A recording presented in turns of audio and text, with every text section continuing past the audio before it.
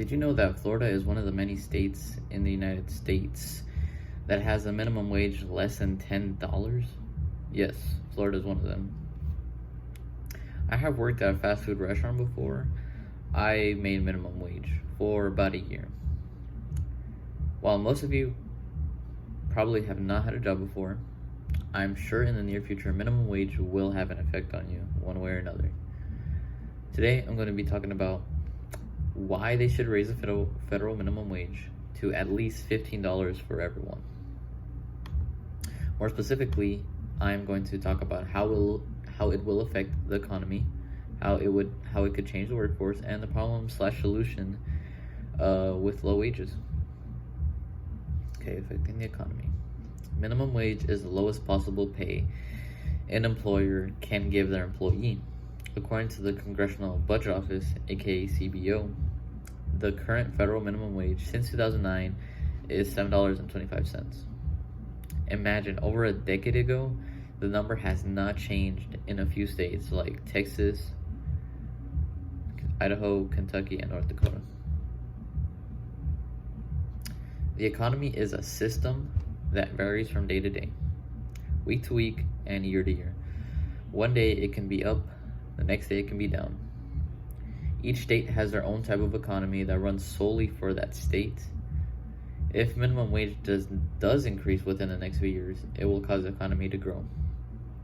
According to Economic Policy Institute, a national $15 minimum wage by 2024 is an important corrective to ensure that low-wage workers share the benefits of economic growth. Minimum wage retracts from the economy, seeing a change in a small amount of time. If there is no increase, we keep steadily moving on this line without going up. A change in the federal minimum wage is long overdue. Minimum wage has no negative effects on employment. According to edlabor.house.gov, leading economists have found that increases in the minimum wage have no discernible effect on employment, including employment in high-impact sectors like restaurants and retail. If low-wage individuals receive an increase in their pay, this allows them to give more money/income back into the economy, which is a good thing, which in return lets the opportunity for more services, jobs, and products to be made. Okay, I spoke about how the economy would be affected if minimum wage increased. Now we'll be talking about how minimum wage plays into the workforce. The workforce is an important factor that plays into the country's economy. Without one, there would be nothing produced, made, or sold. The workforce consists of people currently employed in the United States. They are also an essential component in providing their own money to the government by taxes. Increasing minimum wage will allow for better productivity and working conditions. Increasing the minimum wage will lead to better service for customers. Even some cities decided to create their own minimum wage. San Francisco decided to increase their tipped minimum wage to $12.25. This led to employees giving better hospitality in restaurants. Employees are known to call off and sometimes not even show up for work. Trust me, I've done it before. Absenteeism is defined as a practice of regularly staying away from school or work without a good reason to provide. If minimum wage increases, employees will be motivated to go to work. This will cause better job performance. The workforce has to put in more hours to meet their needs and necessities. People do agree that $7.25 is not enough to suffice, especially for adults who have 2 or more children. Parents tend to find other ways to get enough for children. They either get a side job, get another job.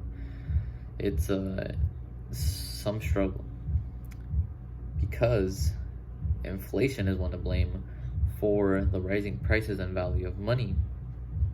In 2018, the prices were going up, but the federal minimum wage was still the same. Things people were buying changed in value. According to the Economic Policy, aka EPI, this decline in purchasing power means low-wage workers have to work longer hours now just to achieve the standard of living that was considered the bare minimum half a century ago, like back in 1968. Not every American is given the opportunity to live an adequate lifestyle, unfortunately. Increasing the minimum wage will also enact more people to join the workforce, create more profit, and bring down the unemployment rate. According to equitablegrowth.org, recent minimum wage increases in 6 cities did not cause job losses, and in some cases were associated with job increases. I mentioned a bit about the workforce. Now, I'm going to look at the problem of low wages. I've already mentioned what the federal minimum wage is and what it has been for the past decade. $7.25 is what some, not all, are getting paid by the hour. Tip minimum wage is even lower, with the minimum being $2.13 per hour. It's currently 2020, and people are still working at this rate to make ends meet.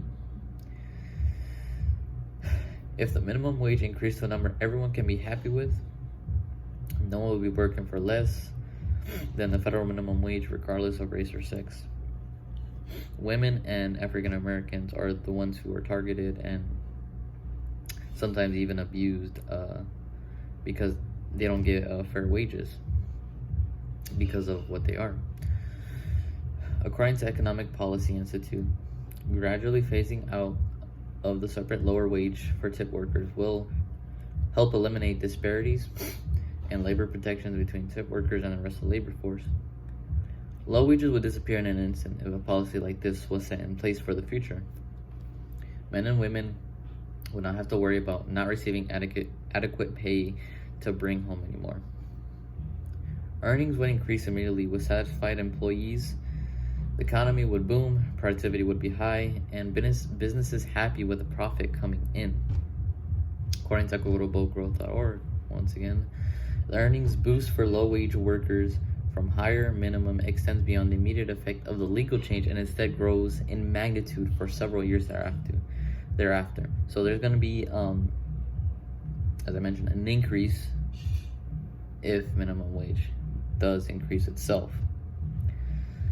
Yes, you would think the economy would go down, but that's not the case if minimum wage increases. According to QZ.com, raising the minimum wage to $15 per hour nearly a year ago, the industry in New York City has thrived. This is one example that shows a positive effect because of an increase in minimum wage in a city where there's plenty of people and lots of businesses. So it worked for them. I'm pretty sure it can work for us too. The solution here is to raise the federal minimum wage to see every other city, state, and the country thrive as a whole. Everyone would be ecstatic seeing that they earn $15 an hour starting off. Who wouldn't be? No one would complain about their living situation because they would have enough to live just like everyone else. So, yeah. I want the U.S. Department of Labor to change it within the next few years. So many financial troubles would be resolved. We would have less debt, less worries, and a better place to live. Once again, I talked about why the federal minimum wage should be increased to at least $15 for everyone. I also mentioned how it would affect the economy, how the workforce is affected by minimum wage, and problems/solutions about lower wages. I hope all of you took something from my speech, and I hope it made sense.